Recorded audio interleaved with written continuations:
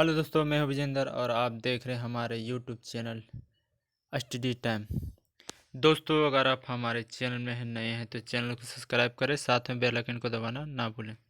दोस्तों, आज फिर हम एक नए टॉपिक के लेकर आए हैं। टॉपिक का नाम है वैदिक संस्कृति यानी वैदिक सभ्यता। ठीक है, तो इसके लिए हमने इस 30+ क्वेश्चन जो है ऑब्जेक्टिव क्वेश्चन को लेकर आया हूँ। उससे पहले इसके बारे में थोड़ी सी चर्चा हम कर लेंगे, उसके बाद हम ऑब्जेक्टिव क्वेश्चन की ओर चलेंगे। ठीक है, तो दोस्तों देखते हैं वैदिक सभ्यता तक थोड़ा सा कुछ ऊपर ऊपर से। ठीक है, उसके बाद हम क्वेश्चन आंसर करेंगे। ठीक है, तो वैदिक सभ्यता, ठीक है, वैदिक सभ्यता दोस्तों, वैदिक सभ्यता जो है आपको 1500 ईसा पूर्व से, ठीक है, एक 600 ईसा पूर्व तक चला था। ठीक है, इसको दो वर्गों में बांटा गया था। ठीक है, इसको दो वर्गों में बांटा गया था, आप देख सकते हैं। ठीक है, वैदिक काल का विभाजन दो दो काल दो भागों में बांटा गया था। पहले ऋग वैदिक काल, दूसरा वैदिक काल। ऋग वैदिक काल जो था तो वो था दोस्तों 1500 से 1000 ईसा पूर्व तक। ठीक है, और जो उत्तर वैदिक काल जो था 1000 से 600 ईसा पूर्व तक। ठीक है, 600 ईसा पूर्व तक। ठीक है, ऋग वैदिक काल जो था एक ग्रामीण सभ्यता थी। ठीक है, यह ग्रामीण सभ्यता थी। आर्य सर्वप्रथम जो पंजाब और अफगानिस्तान में बसे थे। ठीक है, इस अब आर्यों को मैक्स मुलर ने जिसका निवास स्थल था वो मध्य एशिया बताया था। ठीक है, और जो इसकी भाषा थी, ठीक है, वो संस्कृत थी। और इसके प्रशासनिक इकाई 5 भागों में बांटा गया था। ठीक है, जो था कुल था, ग्राम, बीस, जन और राष्ट्र। ठीक है दोस्तों, जो ग्राम का जो मुखिया था, उसको जो ग्राम का जो हम लोग का जो ग्राम होता है उसका मुखिया था, उसको ग्रामीण कहा जाता था। ग्रामीण कहा जाता था। ठीक है, जो ग्राम का मुखिया था उसे ग्रामीण कहा जाता था। ठीक है, इसको याद रखिएगा। और देखिए, अपराधियों को पकड़ने का कार्य, जो अपराधी थे उसका जो पकड़ने का कार्य था इसमें तो उसको उग्र कहा जाता था। अगर अपराधियों का जो पकड़ने का काम था उसे उग्र उग्र कहा जाता था। ठीक है, उग्र कहा जाता था। इसमें लिखा उग्र रहते थे, ये गलत है, इसमें कहा जाता उग्र कहा जाता है। ऋग वैदिक काल किसी तरह का न्यायाधिकार का उल्लेख नहीं, इसमें कोई न्यायाधिकारी का उल्लेख नहीं था। यहाँ राजा और महाराजों का जो था, कोई भी जो समिति या बैठक होती तो वो और या कोई भी कुछ होता था उसमें राजा महाराजाओं का काम था। ठीक है, तो इसमें कोई न्यायाधिकारी नहीं था। ठीक है, और इसमें यह था कि स्त्री समितियां, जो स्त्री जो तो कोई सभा या समिति था उसमें भाग ले सकते थे। ठीक है, क्योंकि यह एक ग्रामीण सभ्यता थी और इसमें स्त्री सब, कोई भी बैठक होता था या समिति होती थी उसमें लोग भाग लेते थे। ठीक है, और और इसमें जो समाज था दोस्तों, समाज को 4 भागों में विभक्त किया गया था। ठीक है, जो 4 वर्गों में विभक्त था।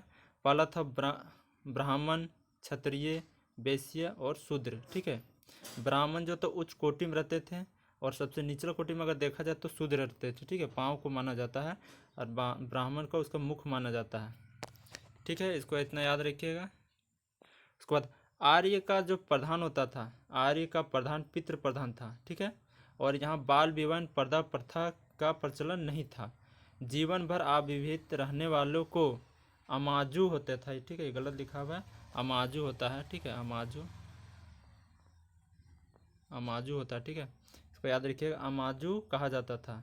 आर्य का मुख्य पेय पदार्थ था जो सोमरस था। ठीक है, सोमरस दोस्तों, जो अभी पेय पदार्थ जैसे बियर हो गया, ठीक है, ये सब होता था, उन लोग को जो पेय पदार्थ था वो फल से बनाने वाले जो थे, फल से बनाया जाता था सोमरस। ठीक है, और सोम को इसको वनस्पति का देवता भी कहते थे। ठीक है, और ऋग वैदिक काल जो है गलत है, जो ऋग वैदिक होगा, ऋग वैदिक काल इंद्र देवता प्रिय थे। इसका देवता जो इंद्र थे ऋग वैदिक काल में। और आर्यों का जो मुख्य व्यवसाय था जो पशुपालन और कृषि था। ठीक है, आर्यों का जो मुख्य व्यवसाय था वो पशुपालन और कृषि था। ठीक है, सॉरी। और देखिए लोहा जो था, देखिए जानते हैं कि लोहा आपको सिंधु सभ्यता में लोहा से प्रचलित नहीं थे, लेकिन यहाँ एक ग्रामीण सभ्यता थी जिसमें लोहा से प्रचलित है। यहीं पर लोहा की खोज हुई, ठीक है, लोहा यहीं से मिला है। और ऋण देकर, जिसमें यहाँ ऋण देने के प्रचलन भी थी, और ऋण देते थे और ब्याज भी लेते थे, और उसको उसको जो कहते थे, ठीक है, प्रचलन थी, ठीक है। और सरस्वती नदी, और यहाँ देखिए सबसे प्रिय जो नदी है उसको सरस्वती सबसे पवित्र माना जाता था। और इसमें गंगा का 1 बार, जमुना का 3 बार, और सिंधु नदी का सर्वाधिक बार उल्लेख किया गया है। इसमें सिंधु नदी का सर्वाधिक बार उल्लेख किया गया है, गंगा का सिर्फ 1 बार हुआ है, और जमुना का मात्र 3 बार ही हुआ है, ठीक है। और जब सबसे प्रिय होते थे, जब सबसे प्रिय जो है इसको सरस्वती नदी को कहा गया है, ठीक है, इसको याद रखिएगा, बहुत इंपॉर्टेंट है, बहुत बार पूछा गया क्वेश्चन में, ठीक है।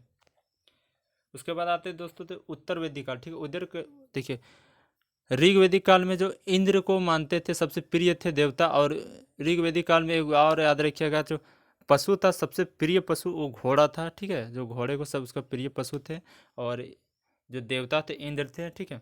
और जो उत्तर वैदिक में क्या है कि इंद्र के स्थान पर प्रजापति सर्वाधिक प्रिय देवता हो गए थे, ठीक है। जो इंद्र थे उसके स्थान पर इन लोग उत्तर वैदिक काल में क्या है कि प्रजापति को मानना स्टार्ट किए और सबसे प्रिय हो गए, ठीक है। इंद्र को युद्ध का नेता और वर्षा का देवता भी कहा जाता था, ठीक है। इंद्र जो थे इसको युद्ध का नेता और वर्षा का देवता कहा जाता था, ठीक है। तो दोस्तों इतना है, उसके बाद देखिए इतना ही है, उसके बाद हम लोग चलते हैं, ठीक है, क्वेश्चन आंसर पर, ठीक है। थोड़ा थोड़ा कुछ था जो मैंने बता दिया, और पूरा डिटेल्स में नहीं बताया है, थोड़ा सा कहीं अगर मिस्टेक हुआ होगा तो क्षमा कीजिएगा, ठीक है। जो था मैंने बताने को कोशिश किया है। और अब चलते हैं नेक्स्ट हम लोग, ठीक है, क्वेश्चन आंसर की ओर, ठीक है। तो देखिए दोस्तों थोड़ा धुंधला दिख रहा है, पर इसमें कोई घरवाने की बात नहीं है, देखिए ये आपका, ठीक है। इसमें जो दिखा पूर्व वैदिक या ऋग्वैदिक संस्कृति का काल किसे माना जाता है, जो पूर्व वैदिक काल जो है और ऋग्वैदिक का सांस्कृतिक जो काल है वो किसे माना जाता है। तो अभी मैंने बताया जो इसका काल है वो 1500 से 1000 ईसा पूर्व तक था, ठीक है, ऋग्वैदिक काल का, ठीक है। और इसके बाद चलते हैं नेक्स्ट, देखिए दूसरा, नेक्स्ट तीसरा डायरेक्ट है। आर्य शब्द का शाब्दिक अर्थ है, आर्य जो है वो शाब्दिक अर्थ इसका क्या है, इसका शाब्दिक अर्थ है श्रेष्ठ या कुलीन है, ठीक है। चौथा, प्रारंभिक आर्य के बारे में निम्न कथनों में से कौन सा सही नहीं है, ठीक है, कौन सा सही नहीं है। तो देखिए वे संस्कृत बोलने वाले थे, वे कई झुंडों में भारत पहुंचे थे, वे घुड़सवारी किया करते थे, ये सही है, ठीक है। इसका मुख्यतः नगरों का निवास करते थे, ये गलत है, ठीक है, तो ये सही नहीं है। पांचवा देखते हैं, इसमें से कौन इनमें इनमें से किस फसल का ज्ञान वैदिक काल के लोगों में नहीं था, ठीक है।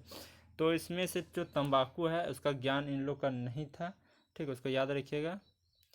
उत्तर वैदिक काल के वेद विरोधी और ब्राह्मण विरोधी धार्मिक अध्यापकों को किस नाम से जाना जाता था, ठीक है। तो दोस्तों जो उत्तर वैदिक काल के वेद विरोधी और ब्राह्मण विरोधी का जो था वो था आपका सरमन, ठीक है, सरमन नाम से जाना जाता था, ठीक है। सांतवा देखते हैं, वैदिक गणित का महत्वपूर्ण यंग है, जो वैदिक गणित है इसका महत्वपूर्ण यंग क्या था, तो शुल्ब सूत्र था, ठीक है। आठवां है, किस वेद में प्राचीन वैदिक युग की संस्कृति के बारे में सूचना दी गई है। तो किस वेद में जो है प्राचीन जो वैदिक है युग के संस्कृति के बारे में दी गई है। तो दोस्तों इसका भी आंसर जो प्राचीन सबसे पुराना वेद है वो क्या है, ऋग्वेद है, ठीक है, इसके ऋग्वेद में। और दोस्तों ये सामवेद को याद रखिएगा, सामवेद में क्या संगीत की चर्चा की गई है, तो बहुत बार पूछा गया है, तो संगीत की चर्चा किस वेद में है, तो ये सामवेद में है। तो 9वां क्वेश्चन देखते हैं, ठीक है, निम्नलिखित में से उत्तर वैदिक काल में लिखे गए ग्रंथों का सही क्रम कौन सा है, ठीक है। इसमें जो उत्तर वैदिक काल में लिखे गए जो ग्रंथ है उसका सही काल बताना है, जो इसका सही काल क्या है।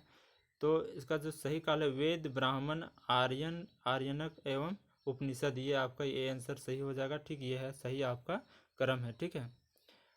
उसके बाद देखिए वेदों की संख्या कितनी है, जो हमारे वेदों है उसकी संख्या आपको बताना है कितनी है। तो वेद 4 ही है, ठीक है। क्या क्या है? ऋग्वेद, यजुर्वेद, सामवेद और अथर्ववेद। तो आंसर आपका सी आंसर हो जाएगा, ठीक है।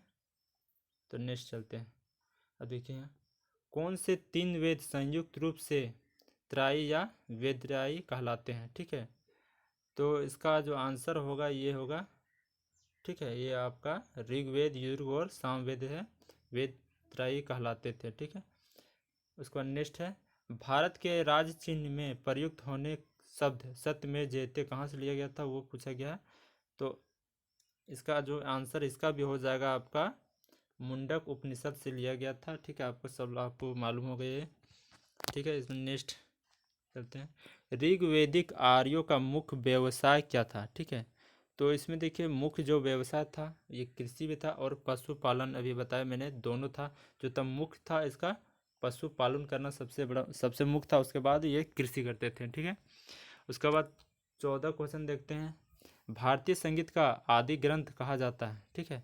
भारतीय संगीत का आदि ग्रंथ किसे कहा जाता है? तो अभी मैंने बताया कि इसका जो संगीत का संबंध किससे है? सामवेद से है। सात से संगीत, सात से सामवेद, ठीक है। दोस्तों देखिए ये सब जितना मैंने क्वेश्चन बता रहा हूँ ये सब एग्जाम में पूछे गए हैं, ठीक है। इसका ऐसा ही नहीं लिखा हूँ मैं, ठीक है। सब क्वेश्चन पूछा गया क्वेश्चन है और ये मतलब चलती क्वेश्चन है, तो आप ये ज़रूर से ज़रूर देखें, ठीक है। उसके बाद नेक्स्ट चलते हैं, ठीक है। प्रथम विधि निर्माता कौन है? प्रथम जो विधि निर्माता है वो कौन है? तो प्रथम विधि निर्माता जो था वो तो मनु, ठीक है। कृषि भक्ति का प्रथम और प्रधान ग्रंथ, जो कृषि भक्ति का प्रथम और प्रधान ग्रंथ था वो क्या है, ठीक है। तो इसका आंसर आपका हो जाएगा बी आंसर हो जाएगा, ठीक है। श्रीमद् भगवत गीता, ठीक है। नेक्स्ट चलते हैं। ऋग्वेद में संपत्ति का प्रमुख रूप है, जो संपत्ति है तो उसका प्रमुख रूप क्या है, ठीक है। तो दोस्तों इसका आंसर आपका ये हो जाएगा गोधन, ठीक है। ये है आपका संपत्ति का प्रमुख रूप है, ठीक है। नेक्स्ट चलते हैं। ऋग्वेद में कितने मंडल में शूद्र का उल्लेख पहली बार मिलता है, ठीक है। तो दोस्तों इसमें 10वें मंडल में जी, ठीक है, शूद्र का उल्लेख पहली बार मिलता है। नेक्स्ट चलते हैं। पुराणों की संख्या कितनी है? पुराण, देखिए हमारे पुराणों की संख्या जो है उसमें पुराणों की संख्या कितनी है? तो पुराणों की संख्या 18 है, ठीक है। वैदिक धर्म का मुख्य लक्षण इनमें से किसकी उपासना था, ठीक है। जो वैदिक धर्म का मुख्य लक्षण था इसमें से किसकी उपासना था, ठीक है। तो इसका आंसर प्राकृतिक था, ठीक है। किस देवता के लिए ऋग्वेद में पुरंदर शब्द का प्रयोग हुआ है? किस वेद में, किस देवता के लिए ऋग्वेद में पुरंदर शब्द? तो दोस्तों ऋग्वेद में जो हम लोग देवता बोले अभी बताए थे उसमें इंद्र थे, ठीक है। शुल्ब सूत्र किस विषय से संबंधित पुस्तक है? जो शुल्ब सूत्र है वो किस विषय से संबंधित है, ठीक है। तो शुल्ब सूत्र जो है, ठीक है, आपका ये ज्यामिति से है, ठीक है। ज्यामिति से संबंधित पुस्तक है। आस्तो माँ सदगमे, ठीक है। तमसो माँ ज्योतिर्गमय, ठीक है। मृत्यु माँ अमृत गम्य कहाँ से लिया गया है, ठीक है। जो ये है कहाँ से लिया गया है, तो ये आप उपनिषद से लिया गया है, ठीक है। और नेक्स्ट चलते हैं। देखिए आर्य भारत में बाहर से आए और सर्वप्रथम बस गए, ठीक। आर्य भारत में बाहर से आए और सर्वप्रथम बसे थे, कहाँ बसे थे, ठीक है। जो भारत में बसे थे अभी मैंने बताया, जो भारत में लोग बसे थे वो पंजाब में बसे थे और अफगानिस्तान में बसे, ठीक है। अफगानिस्तान में बसे थे, हम अभी बताए थे, ठीक है। तो ये याद रखिएगा। चलिए नेक्स्ट चलते हैं। देखिए ये सूची 1 को सूची 2 के साथ सम्मिलित कीजिए, ठीक है। सूची 1 है वेद और ज्ञात करता है, ठीक है। इसको मिलाना है, ठीक है। तो इसको मिलाइए, ठीक है। देखिए क्या होगा इसमें, देखते हैं।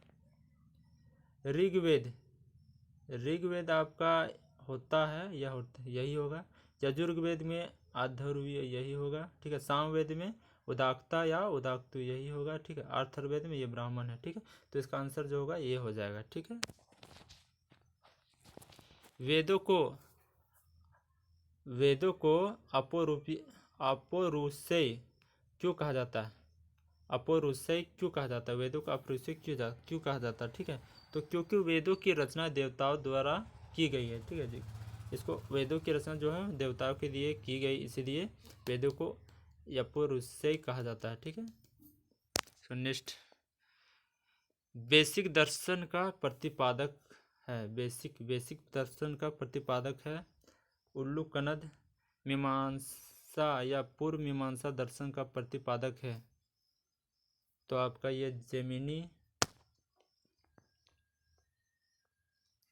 वेदांत या उत्तर मीमांसा दर्शन के प्रतिपादक है, वेदांत या उत्तर मीमांसा दर्शन का प्रतिपादक है, ठीक है। तो ये आपका बदरायन। ऋग्वेद का कौन सा मंडल पूर्णतः सोम का समर्पित है, ऋग्वेद का कौन सा मंडल पूर्णतः सोम को समर्पित है, ठीक है। तो ये आपका नौवां मंडल जो है ये सोम को समर्पित करता है, ठीक है। दोस्तों आज बस इतना ही है, फिर मिलते हैं नेक्स्ट वीडियो में। अगर वीडियो को अच्छा लगा तो वीडियो को शेयर कीजिएगा, लाइक कीजिएगा और चैनल को सब्सक्राइब जरूर कीजिएगा, क्योंकि नेक्स्ट वीडियो हम जल्द ही लाने वाले हैं, ठीक है। तो बस लगे रहिए, चैनल को ज़रूर सब्सक्राइब कीजिएगा। थैंक यू, धन्यवाद, जय हिंद।